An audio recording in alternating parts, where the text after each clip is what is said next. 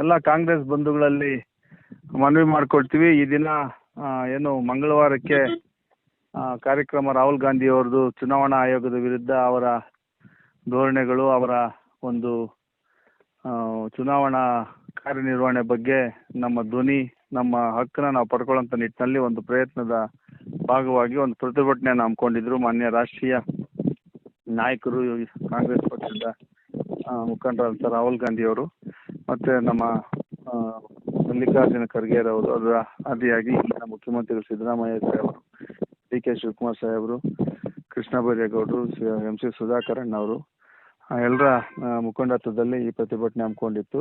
ಕಾರಣಾಂತರಗಳಿಂದ ರಾಹುಲ್ ಗಾಂಧಿ ಅವರು ಈ ಕಾರ್ಯಕ್ರಮಕ್ಕೆ ಬೇರೆ ತುರ್ತು ಕೆಲಸಗಳು ಏರ್ಪಟ್ಟಿದ್ದು ಇವತ್ತು ಬರ್ತಾ ಇಲ್ಲ. ಹಂಗಾಗಿ ಈ ಒಂದು ಪ್ರತಿಭಟನೆನ ಇದೇ ತಿಂಗಳ 8ನೇ ತಾರೀಕಿಗೆ ಮುಂದೂಡಲಾಗಿದೆ. ಆ ನಿಟ್ಟಿನಲ್ಲಿ ಎಲ್ಲ ಕಾಂಗ್ರೆಸ್ ಮುಖಂಡರುಗಳು, ಬಂಧುಗಳು, ಸಾರ್ವಜನಿಕರು ಸಹಕರಿಸಬೇಕಂತೇಳಿ ಮನವಿ ಮಾಡ್ಕೊಳ್ತೀನಿ.